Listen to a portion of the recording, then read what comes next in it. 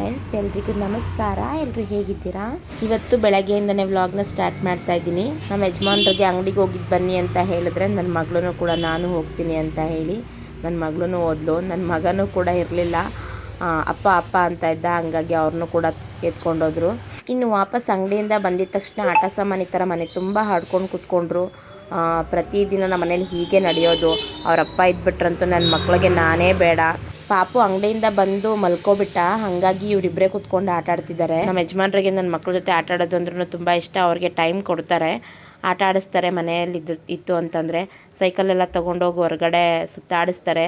ಮಕ್ಳ ಜೊತೆ time spend ಮಾಡೋಕೆ ಅವ್ರಿಗೂ ಇಷ್ಟ. ಇಬ್ಬರೂ ಆಟ ಆಡಿಸ್ತಾರೆ ಮನೇಲಿದ್ದರೆ. ಮನೇಲಿಲ್ಲ ಅಂತಂದರೆ ನನ್ನ ಮಗಳು ಕೂಡ ಅವ್ರ ಅಪ್ಪನ್ನೇ ಕೇಳ್ಕೊತಾ ಇರ್ತಾಳೆ, ಮಮ್ಮಿ ಪಪ್ಪ ಯಾವಾಗ ಬರುತ್ತೆ, ಎಷ್ಟೊತ್ತಿಗೆ ಬರುತ್ತೆ ಅಂತಲೇ ಕೇಳ್ತಿರ್ತಾಳೆ.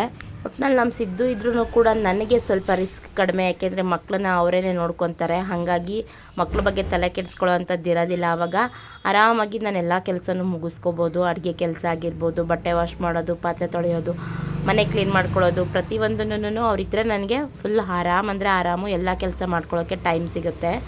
ಅವರಿಲ್ಲ ಅಂದರೆ ಸ್ವಲ್ಪ ಕಷ್ಟನೇ ಎಲ್ಲ ಕೆಲಸನೂ ಮುಗಿಸ್ಕೊಳ್ಳೋದು. ಬಟ್ ಆದ್ರೂ ಏನು ಮಾಡೋಕ್ಕಾಗೋದಿಲ್ಲ, ಮಾಡ್ಕೊತೀನಿ. ಪಾಪ ಅವರಿದ್ದಾಗಲೂ ಕೂಡ ನನಗೂ ತುಂಬಾ ಹೆಲ್ಪ್ ಮಾಡ್ತಾರೆ. ತುಂಬ ಕೆಲಸ ಇದ್ದಾಗ್ಲೂ ಮನೆ ಕೆಲಸದಲ್ಲೂ ಕೂಡ ನನಗೆ ಹೆಲ್ಪ್ ಮಾಡಿಕೊಡ್ತಾರೆ. ಮಾಡಲ್ಲ ಅಂತ ಏನು ಹೇಳೋದಿಲ್ಲ, ಯಾಕಂದರೆ ನಾನು, ನನ್ನ ಹಸ್ಬೆಂಡು, ನನ್ನ ಮಕ್ಕಳು ಅಷ್ಟೇ ಇರೋದು ಮನೇಲಿ. ಹಾಗಾಗಿ ಮಕ್ಕಳನ್ನ ನೋಡ್ಕೊಳ್ಳೋಕ್ಕೆ ಬೇರೆ ಯಾರೂ ಇಲ್ಲ. ಹಂಗಾಗಿ ನಾನು ಅಥವಾ ಅವರೇ ಮಕ್ಕಳನ್ನ ನೋಡ್ಕೋಬೇಕು. ಒಬ್ಬಳೇ ಎಲ್ಲ ಕೆಲಸ ಮಾಡ್ಕೋಬೇಕಲ್ವ, ಹಾಗಾಗಿ ಎಲ್ಲದರಲ್ಲೂ ಕೂಡ ಅವರು ಕೈ ಜೋಡಿಸ್ತಾರೆ ನನ್ನ ಜೊತೆ. ಇನ್ನು ಬೆಳಗಿನ ತಿಂಡಿಗೆ ದೋಸೆ ಮಾಡ್ಕೊಳ್ಳೋಣ ಅಂತ ಹೇಳಿ ರಾತ್ರಿನೇ ರುಬ್ಬಿ ಇಟ್ಟಿದ್ದೆ. ನೋಡಿ ಎಷ್ಟು ಚೆನ್ನಾಗಿ ಫರ್ಮಿಟ್ ಆಗಿದೆ ಅಂತ. ತುಂಬಾ ಚೆನ್ನಾಗಿ ಉಳಿ ಬಂದಿದೆ ದೋಸೆ. ಈ ಥರ ಬಂದರೆ ನೆನ್ನೆ ದೋಸೆ ಚೆನ್ನಾಗಾಗೋದು ಅಂತಾರೆ. ತುಂಬಾ ಚೆನ್ನಾಗಿ ಬಂದಿತ್ತು. ಇನ್ನು ಅದನ್ನೆಲ್ಲ ಚೆನ್ನಾಗಿ ಮಿಕ್ಸ್ ಮಾಡ್ಕೋಬೇಕು. ಅದು ಹಂಗಾಗಿ ಮಿಕ್ಸ್ ಮಾಡ್ಕೋತಾ ಇದ್ದೀನಿ. ಇಷ್ಟನ್ನು ಒಟ್ಟಿಗೆ ದೋಸೆ ಮಾಡೋದಿಲ್ಲ ಅಲ್ವಾ, ಹಾಗಾಗಿ ಸ್ವಲ್ಪ ಎತ್ತಿಟ್ಕೊಂಡು ಇನ್ನೊಂದು ಸ್ವಲ್ಪ ದೋಸೆ ಮಾಡ್ಕೊಳ್ಳೋದು. ಇವಾಗ ಇದನ್ನು ಒಂದು ಸಪ್ರೇಟ್ ಪಾತ್ರೆಗೆ ಎತ್ತಿಟ್ಕೊತಾ ಇದ್ದೀನಿ. ಎಷ್ಟು ದೋಸೆ ಇವಾಗ ಹಾಕ್ಕೊತೀನೋ ಅಷ್ಟು ಹಿಟ್ಟನ್ನು ಎತ್ತಿ ಸಪ್ರೇಟ್ ಮಾಡ್ಕೊತಾ ಇದ್ದೀನಿ. ಇನ್ನು ಇದಕ್ಕೆ ಸ್ವಲ್ಪ ಉಪ್ಪು ಮತ್ತು ಸ್ವಲ್ಪ ಸಕ್ಕರೆ ಹಾಕ್ಬಿಟ್ಟು ಒಂದು 10 ನಿಮಿಷ ಹಾಗೆ ಬಿಟ್ಬಿಡ್ತೀನಿ. ಸಕ್ಕರೆ ಹಾಕೋದೇನಕ್ಕಪ್ಪ ಅಂದರೆ ದೋಸೆ ಕಲರ್ ಚೆನ್ನಾಗಿ ಬರುತ್ತೆ ಅಂತ ಹೇಳಿ. ಇನ್ನು ಈ ಕಡೆ ನಾನು ಕಡಲೆಕಾಳನ್ನ ರಾತ್ರಿನೇ ನೆನೆಸಿಟ್ಕೊಂಡಿದ್ದೆ. ಸ್ವಲ್ಪ ಕಾಳು ಸಾಂಬಾರು ಮಾಡಿಬಿಡೋಣ ಅಂತ ಹೇಳಿ ಇವಾಗ ಅದಕ್ಕೆ ತರಕಾರಿ ಎಲ್ಲ ಹಚ್ಕೊತಾ ಇದ್ದೀನಿ. ನಾನು ಇಲ್ಲಿ ಗೆಡ್ಡೆಕೋಸು, ಕ್ಯಾರೆಟು, ಬೀನ್ಸು, ಆಲೂಗೆಡ್ಡೆ ಇಷ್ಟು ತೊಗೊಂಡಿದ್ದೀನಿ. ಎಲ್ಲನೂ ಕೂಡ ಸಣ್ಣದಾಗಿ ಹೆಚ್ಚಿಟ್ಕೊತಾ ಇದ್ದೀನಿ ಈ ಥರ.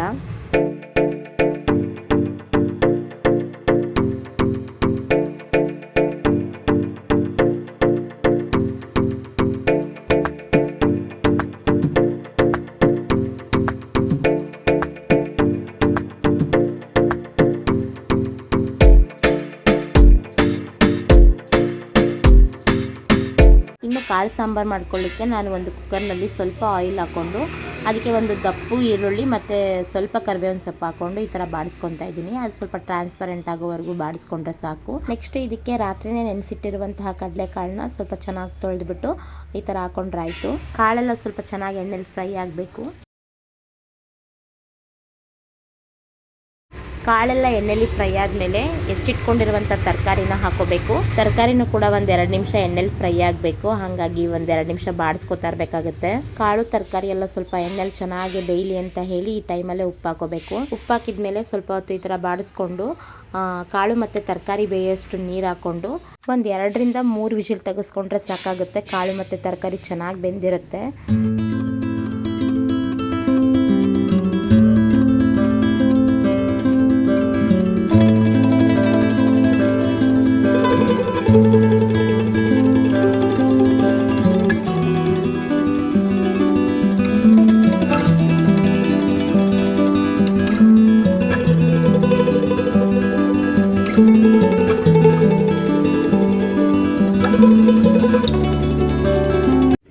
ಇನ್ನು ಆ ಕಡೆ ಕಾಳು ತರಕಾರಿ ಬೇಯೋಷ್ಟರಲ್ಲಿ ಈ ಕಡೆ ಮಸಾಲ ರುಬ್ಕೊಳ್ಳೋಕ್ಕೆ ಏನೇನು ಬೇಕು ಅಂತ ನೋಡ್ಕೊಳ್ಳೋಣ. ಇಲ್ಲಿ 1-2 ಟೊಮೊಟೊ ತೊಗೊಂಡಿದ್ದೀನಿ, 1 ಈರುಳ್ಳಿ, 1 ಗೆಡ್ಡೆ ಬೆಳ್ಳುಳ್ಳಿ, ಕೊತ್ತಂಬರಿ ಸೊಪ್ಪು, ಪುದೀನ ಸೊಪ್ಪು, ಹಸಿರು ಮೆಣಸಿನ್ಕಾಯಿ, ಸ್ವಲ್ಪ ಕಾಯಿ, 2ರಿಂದ 3 ಲವಂಗ, 1 ಪೀಸ್ ಚಕ್ಕೆ, 1 ಇಂಚು ಶುಂಠಿ. ಇಷ್ಟೂ ಇವಾಗ ರುಬ್ಕೊಂಡು ಬರಬೇಕು. ಅಷ್ಟರಲ್ಲಿ ನನ್ನ ಮಗಳು ಇಡ್ಲಿ ಕೇಳಿದ್ಲು ಅಂತ ಹೇಳಿ ಅವಳಿಗೆ ಒಬ್ಬ ಇಡ್ಲಿ ಹಾಕೊಳ್ಳೋಣ ಅಂತ ಹೇಳಿ ಇಡ್ಲಿಗೆ ರೆಡಿ ಮಾಡ್ತಾಯಿದ್ದೀನಿ. ನನ್ನ ಮಗಳು ದೋಸೆನೂ ತಿಂತಾಳೆ, ಬಟ್ ದೋಸೆ ಅಥವಾ ಇಡ್ಲಿ ಅಂತ ಆಪ್ಷನ್ ಬಂದಾಗ ಇಡ್ಲಿನೇ ಆಯ್ಕೆ ಮಾಡ್ಕೋತಾಳೆ. ಹಾಗಾಗಿ ಅಲ್ಲೇ ಕೂತ್ಕೊಂಡು ನನಗೆ ಇಡ್ಲಿ ಬೇಕು ಮಮ್ಮಿ ಅಂತ ಹೇಳಿ ಅಲ್ಲೇ ಕೂತ್ಕೊಂಡು ಮಾಡಿಸ್ಕೊತಾ ಇದ್ದಾಳೆ. ಹಾಕೋ ಗಂಟ ಬಿಟ್ಟೇ ಇಲ್ಲ. ನನಗೂ ಸ್ವಲ್ಪ ಬೇಗನೆ ಕೆಲಸ ಆಗುತ್ತೆ ಅಂತ ಹೇಳಿ ಒಂದು ಕಡೆ ಸಾಂಬಾರು ಮಾಡ್ಕೊತಿದ್ರೆ ಇನ್ನೊಂದು ಕಡೆ ಇಡ್ಲಿ ಹಾಕ್ಕೊಡ್ತಾ ಇದ್ದೀನಿ ಇವಳಿಗೆ. ಮಮ್ಮಿ ನಾನು ಇಡ್ಲಿ ಹಾಕ್ತೀನಿ ಅಂತ ಹೇಳಿ ಹಠ ಮಾಡ್ತಾಯಿದ್ಲು. ಸೊ ಕನ್ವಿನ್ಸ್ ಮಾಡಿ ಹೇಗೋ ಇಡ್ಲಿ ಹಾಕಿದ್ದಾಯಿತು. ಇನ್ನು ಇದ್ರ ಕ್ಯಾಪ್ ಮುಚ್ಚಿ ಇಡ್ಲಿ ರೆಡಿಯಾಗಿ ಬಿಟ್ಬಿಡೋಣ. ಇನ್ನು ಈ ಕಡೆ ಬಂದು ಕಾಳು ಬೆಂದಿದೆಯಾ ಅಂತ ನೋಡೋಕ್ಕೆ ಓಪನ್ ಮಾಡಿದ್ದೀನಿ. ಕಾಳು ಮತ್ತು ತರಕಾರಿ ಎಲ್ಲ ಪರ್ಫೆಕ್ಟಾಗಿ ಬೆಂದಿದೆ. ಈ ಟೈಮಲ್ಲಿ ನಾವು ರುಬ್ಕೊಂಡಿರುವಂಥ ಮಸಾಲೆನ ಹಾಕೋಬೇಕಾಗುತ್ತೆ. ಮಸಾಲೆ ಎಲ್ಲ ಹಾಕ್ಕೊಂಡು ನೀರನ್ನ ನೋಡ್ಕೊಂಡು ಹಾಕೋಬೇಕು, ಯಾಕಂದರೆ ತರಕಾರಿ ಕಾಳು ಬೇಯಲಿಕ್ಕೆ ನಾವು ಮೊದಲೇ ನೀರು ಹಾಕ್ಕೊಂಡಿರ್ತೀವಲ್ವ. ಹಾಗಾಗಿ ಸ್ವಲ್ಪ ಕನ್ಸಿಸ್ಟೆನ್ಸಿ ನೋಡಿಕೊಂಡು ನೀರು ಹಾಕ್ಕೊಂಡ್ರೆ ಸಾಂಬಾರು ರೆಡಿ ಆಗುತ್ತೆ.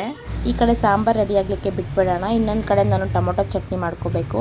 ನಮ್ಮ ಯಜಮಾನ್ರಿಗೆ ಟೊಮೊಟೊ ಚಟ್ನಿ ಅಂದರೆ ಇಷ್ಟ ದೋಸೆ ಜೊತೆ. ಹಾಗಾಗಿ ಚಟ್ನಿ ಮಾಡ್ಕೊಳ್ಳೋಣ ಅಂತ ಹೇಳಿ ರೆಡಿ ಮಾಡ್ತಾಯಿದ್ದೀನಿ. ಒಂದು ಪ್ಯಾನ್ಗೆ ಸ್ವಲ್ಪ ಆಯಿಲ್ ಹಾಕ್ಕೊಂಡು ಅದಕ್ಕೆ ಸ್ವಲ್ಪ ಕಡಲೆಬೇಳೆ, ಸ್ವಲ್ಪ ಜೀರಿಗೆ ಹಾಕ್ಕೊಂಡು ಎಣ್ಣೆಲಿ ಚೆನ್ನಾಗಿ ಫ್ರೈ ಮಾಡ್ಕೋಬೇಕು. ಜೀರಿಗೆ ಮುಂಚೆನೇ ಹಾಕ್ಕೊಂಡ್ರೆ ನಡೆಯುತ್ತೆ. ನನಗೆ ಕೈಗೆ ಬೇಗ ಸಿಕ್ಕಿಲ್ಲ, ಹಾಗಾಗಿ ಕಡಲೆಬೇಳೆ ಮುಂಚೆನೇ ಹಾಕ್ಕೊಂಡಿದ್ದೀನಿ. ಆಮೇಲೆ ಅವೆರಡು ಫ್ರೈ ಆದಮೇಲೆ ಕಡಲೆ ಬೀಜ ಹಾಕೋತಾ ಇದ್ದೀನಿ. ಕಡಲೆ ಬೀಜನೂ ಚೆನ್ನಾಗಿ ಫ್ರೈ ಆಗಬೇಕು, ಕಲರ್ ಚೇಂಜ್ ಆಗುತ್ತಲ್ಲ, ಹಾಗಾಗಿ ಗೊತ್ತಾಗುತ್ತೆ. ಇವಾಗ ಒಂದು 4 ಒಣಮೆಣ್ಸಿನ್ಕಾಯಿ ಹಾಕ್ಕೊಂಡಿದ್ದೀನಿ. ಅದು ಸ್ವಲ್ಪ ಚೆನ್ನಾಗಿ ಫ್ರೈ ಆದಮೇಲೆ 1-2 ಟೊಮೊಟೊ ಹಾಕ್ಕೊಂಡಿದ್ದೀನಿ ಮತ್ತು 1 ಈರುಳ್ಳಿ ಹಾಕ್ಕೊಂಡಿದ್ದೀನಿ. ಒಂದು 7ರಿಂದ 8 ಎಷ್ಟಲು ಬೆಳ್ಳುಳ್ಳಿ ಹಾಕ್ಕೊಂಡಿದ್ದೀನಿ. ಇಷ್ಟನ್ನು ಎಣ್ಣೆಲಿ ಚೆನ್ನಾಗಿ ಫ್ರೈ ಆದಮೇಲೆ ರುಬ್ಕೊಂಡ್ರೆ ಸೂಪರಾಗಿರೋ ಚಟ್ನಿ ರೆಡಿ ಆಗುತ್ತೆ. ಈ ಕಡೆ ಇಡ್ಲಿನೂ ಕೂಡ ರೆಡಿ ಇತ್ತು. ನನ್ನ ಮಗಳು ಚಟ್ನಿಗಿಂತ ಸಾಂಬಾರು ಅಂದ್ರೆ ಇಷ್ಟ ಅವಳಿಗೆ ಇಡ್ಲಿಗೆ. ಹಾಗಾಗಿ ನನಗೆ ಸಾಂಬಾರೇ ಬೇಕು ಅಂತ ಕೇಳಿ ಹಾಕಿಸ್ಕೊಂಡು ನೋಡಿ ರಿಯಾಕ್ಷನ್ ಹೇಗೆ ಕೊಡ್ತಿದ್ದಾಳೆ ಅಂತ. ಇನ್ನು ಅವಳಿಗೆ ಇಡ್ಲಿ ಹಾಕ್ಕೊಟ್ಟು ನಾನು ಈ ಕಡೆ ನಮ್ಮ ಯಜಮಾನ್ರಿಗೆ ಅಂತೇಳಿ ದೋಸೆ ರೆಡಿ ಮಾಡ್ಕೊತಾ ಇದ್ದೀನಿ. ಖಾಲಿ ದೋಸೆ ತಿನ್ನೋಕ್ಕಷ್ಟು ಇಷ್ಟ ಆಗಲ್ಲ ಅಲ್ವಾ, ಹಾಗಾಗಿ ಸ್ವಲ್ಪ ಕ್ಯಾರೆಟ್ನ ತುರಿದು ಈ ಥರ ಸ್ಪ್ರೆಡ್ ಮಾಡ್ಕೊತಾ ಇದ್ದೀನಿ. ತಿನ್ನಲಿಕ್ಕೆ ತುಂಬಾ ಚೆನ್ನಾಗಿರುತ್ತೆ, ಹಾಗಾಗಿ ಹಾಕ್ಕೊಂಡಿದ್ದೀನಿ. ನಾವು ಬೀಟ್ರೋಟು ಕೂಡ ಮಿಕ್ಸ್ ಮಾಡ್ಕೊತೀವಿ. ನೆಕ್ಸ್ಟ್ ಯಾವಾಗಾದರೂ ವೀಡಿಯೋದಲ್ಲಿ ತೋರಿಸ್ತೀನಿ. ನಮ್ಮ ಯಜಮಾನ್ರಿಗೆ ಬೀಟ್ರೋಟ್ ಹಾಕ್ಕೊಡೋದು ಇನ್ನೂ ಇಷ್ಟ ಆಗುತ್ತೆ. ಬೀಟ್ರೋಟು, ಆನಿಯನ್ನು, ಕೊತ್ತಂಬರಿ ಸೊಪ್ಪು ಎಲ್ಲನೂ ಹಾಕಿದ್ರೆ ಇನ್ನೂ ಚೆನ್ನಾಗಿರುತ್ತೆ ದೋಸೆ. ಕಲರ್ಫುಲ್ಲಾಗೂ ಕೂಡ ಕಾಣುತ್ತೆ.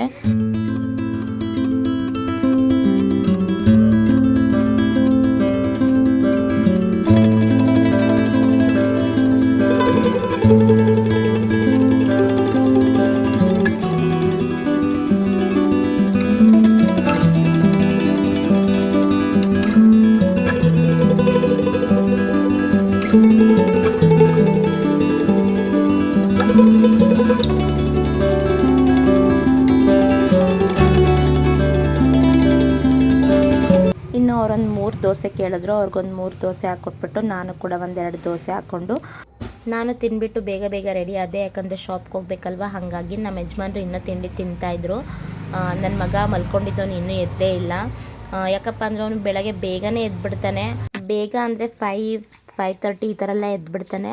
ಮತ್ತು ಅವನಿಗೆ 6:30 7 o'clock ಎಲ್ಲ ನಿದ್ದೆ ಬರ್ತಾ ಇರುತ್ತೆ. ಹಾಗಾಗಿ ಮಲ್ಕೊಬಿಡ್ತಾನೆ. ಒಂದೊಂದು ಸಾರಿ ಅಂತೂ ಮಲ್ಕೊಳ್ಳೋದೇ ಇಲ್ಲ, ನನಗೆ ಕಾಟ ಕೊಡ್ತಾನೆ, ಏನು ಕೆಲಸ ಮಾಡೋಕ್ಕೆ ಬಿಡೋದಿಲ್ಲ, ಆ ಥರ ಎಲ್ಲ ಮಾಡ್ತಾನೆ. ಇನ್ನೂ ನಮ್ಮ ಸಿದ್ದು ತಿಂಡಿ ತಿಂತಿದ್ರಲ್ವ, ಹಾಗಾಗಿ ನಂಗೆ ಸ್ವಲ್ಪ ಟೈಮ್ ಇತ್ತು ಅಂತ ಹೇಳಿ ಕಡಲೆಕಾಳು, ಕಡಲೆ ಬೀಜ, ಕಡಲೆಬೇಳೆ ಈ ಥರದ್ದೆಲ್ಲ ಖಾಲಿಯಾಗಿತ್ತು. ಹಂಗಾಗಿ ತರಿಸ್ಕೊಂಡಿದ್ದೆ. ಅದನ್ನೆಲ್ಲ ಬಾಕ್ಸ್ಗೆ ಹಾಕ್ಬಿಡೋಣ ಅಂತ ಹೇಳಿ ಹಾಕ್ತಾಯಿದ್ದೀನಿ. ಇನ್ನು ಎಲ್ಲ ಕೆಲಸ ಮುಗಿಸಿ ನಾವು ಕೂಡ ಶಾಪಿಗೆ ಬಂದಿದ್ದಾಯಿತು. ಇನ್ನು ಅಂಗಡಿಗೆ ಬಂದಿದ್ದ ತಕ್ಷಣ ನನ್ನ ಮಗಳನ್ನ ಅಂಗನವಾಡಿಗೆ ಬಿಟ್ಟು ನನ್ನ ಮಗನ ಜೊತೆ ಇನ್ನು ಸಂಜೆವರೆಗೂ ಆಟ ಆಡೋದೇ ಆಗುತ್ತೆ. ಇದಾಗಿತ್ತು ನನ್ನ ಇವತ್ತಿನ ವ್ಲಾಗ್. ಇಷ್ಟವಾದಲ್ಲಿ ಲೈಕ್ ಮಾಡಿ, ಶೇರ್ ಮಾಡಿ, ಕಮೆಂಟ್ ಮಾಡಿ. ಯಾರಾದರೂ ಸಬ್ಸ್ಕ್ರೈಬ್ ಮಾಡದೆ ನೋಡ್ತಿದ್ದೆ ದಯವಿಟ್ಟು ಸಬ್ಸ್ಕ್ರೈಬ್ ಮಾಡ್ಕೊಂಡು ನೋಡಿ. ಮುಂದಿನ ವ್ಲಾಗಲ್ಲಿ ಸಿಗ್ತೀನಿ. ಅಲ್ಲಿವರೆಗೂ ಟೇಕ್ ಕೇರ್.